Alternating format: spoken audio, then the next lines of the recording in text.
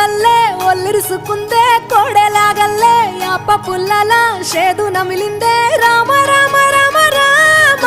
తలకు పోసుకుందే నా నేల తల్లే అలికి పూసుకుందే ముగ్గు సుక్కల్లే సద్ది ముటల్లే సగబెట్టుకుందే బాయి గిర్కనా పల్లె